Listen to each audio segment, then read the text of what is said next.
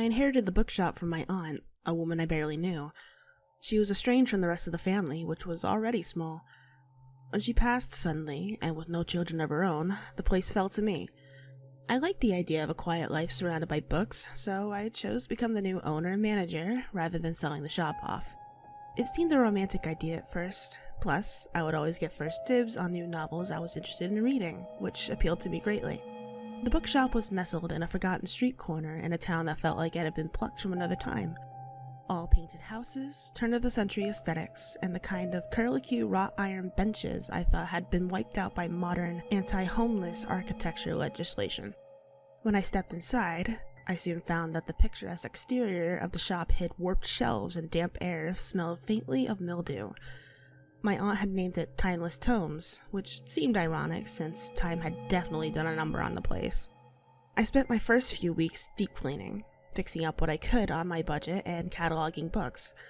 My aunt seemed more taken with fantasy and horror than anything else, which was fine, except romance was a bigger seller and she didn't seem to stock any of that genre. I started taking inventory notes and jotting down ideas for fresh stock items. It involved moving a lot of the current stock into boxes to get rid of those too damaged by the shop's abandonment to keep. At first, I thought I was just too distracted to realize I had moved the unmarked black book onto the counter instead of the discard box. It was a blank-paged, ragged thing I presumed was a notebook my aunt never got around to using, so I put it in the discard box once more. It did not stay put. It moved back to the counter, then to the empty shelves, then to the bottom of the staircase into the shop basement. One morning, I found it sitting in the middle of the reading nook. I shoved it into a drawer in the back office that I firmly shut, but even then, it didn't stay. To keep costs down, I had moved into the small apartment above the shop my aunt used to live in. The night after I shut the book in the drawer, I swore I could hear the rustling of pages in my dark room when I went to bed. It was not the comforting sound of someone flipping through a novel, but an urgent, frantic shuffling, more like someone searching for information and unable to find it. When I switched to the bedside light, all I could see was the ugly chintz with which my aunt had filled the apartment. Still, I didn't sleep much that night. After that, I started finding the books in the shop rearranged every morning. There was a pattern to the arrangements. Tiles of themes of death, loss, and despair were stacked neatly in ominous towers like morbid monuments. The romance novels I ordered were cast aside in messy heaps as if in disgust. The night before I was due to reopen Timeless Tomes for actual business, it happened.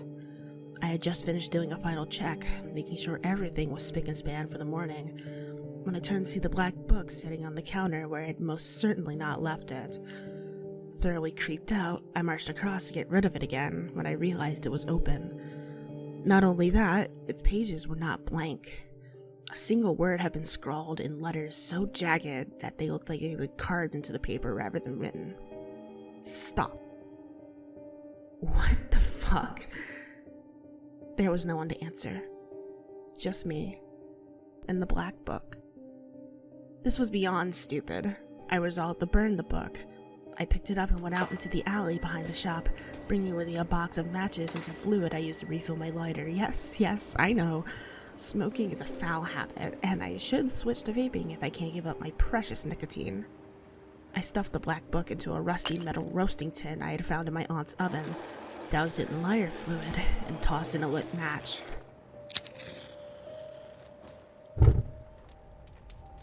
But the black book did not burn. It screamed, a high, keening wail that made all the hair on my back and my neck stand up. It sounded like rending metal and crying babies and terrified people all mixed together. I dropped everything in my hands and stumbled back. The flames vanished, leaving the black book there in the roasting tin, untouched, its pages fluttering in a wind that did not exist. My breath caught in my throat as the fluttering stopped and the book settled open. More of the carved words were visible on the paper, this time reading, "You shouldn't have done that." I wanted to scream, but could only watch as the books flipped closed. Oozing up out of the cover like blood through wire mesh, a name appeared. My name. "This can't be real," I murmured. As if in answer, the roasting tin rocked back and forth until it tipped over and the book was flung through the air harder than it should have been possible. I fumbled as it hit me in the chest, and the moment my hands touched it, it flipped open to its first page. My life was there, inked out in horrifying detail. Everything I had ever done, everything I had thought, all zipping by with the wildly flipping pages. Alongside banal facts about me were secrets I had never spoken aloud to anyone, and memories I had buried so deep that I had almost convinced myself that they never happened. The words shifted as I watched, rearranging themselves like angry waves hitting a shore. My legs threatened to give out under me. The text kept changing, faster now, as though the book was alive and reacting to my terror. The present melted into the future, visions of me pacing the bookshop, alone and aged, surrounded by stacks of books that whispered in languages no human could understand. Just like my aunt had until she died. The Black Book predicted that I would take her place as its caretaker, or face the consequences.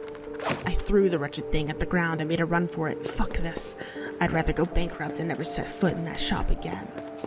I was nearly at the end of the alley when the Black Book hit me in the back of the head. I fell, barely catching myself on my hands. Gravel and what felt like broken glass cut into my palms, but the pain faded under the weight of my fear as the Black Book landed in front of me on its last page.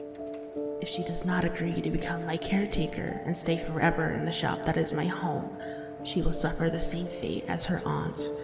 The old woman tried to resist at the end, but she paid for her betrayal. She tried to burn the shop down to free herself from revocation, but I stopped her traitorous heart. I fed her soul to the shadows. As she lay on the floor of the shop that she tried to harm, breathing her last breath, her final thoughts were swallowed by the endless hunger of the one she tried to destroy. As she became a part of me, her spirit trapped forever. Thus is the fate of all who do not heed my call and do my bidding with the home I have chosen. My vision blurred, the words swimming before my eyes. Somehow, I managed to get back to my feet again and run. I left the Black Book in the alley. The winter air bit at my skin as I fled, my heart pounding with each step. The thought of ever returning made my stomach churn. According to the book, my death wasn't a vague someday, it was a fixed point, written in ink and determined by its own desire. If I did not do as it wanted, I would die. I told myself I wouldn't go back. I didn't need the shop. I didn't care about my aunt's legacy or the quaint allure of being a bookseller. I would eat the cost to leave it all behind. I would do anything but step foot inside those cursed walls again. I ignored the bills piling up and the growing whispers from the townspeople about why Timeless Tomes had never reopened like advertised. I moved back in with my mother and hid in my childhood bedroom, jobless and too frightened to leave the house. But the Black Book did not forget me.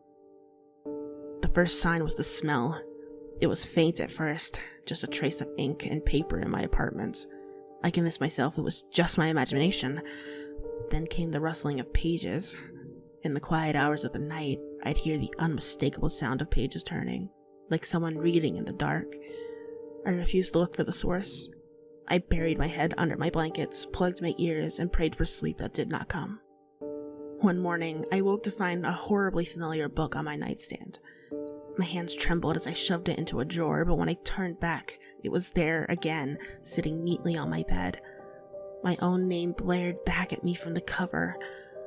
The Black Book flipped open to display the words, "I don't want to live here. I want to live at the bookshop." My story isn't finished yet. It won't be until I return to Timeless Tomes. The book has already written my life for me, and it won't rest until the final chapter has been completed to its satisfaction. If I resist, even now as I write this, I feel the pull. The smell of ink is stronger, the rustling pages are louder. It's the middle of the night, but I know without being able to see it that the Black Book is watching me from my nightstand. Because you see, no one escapes their story once it's written down.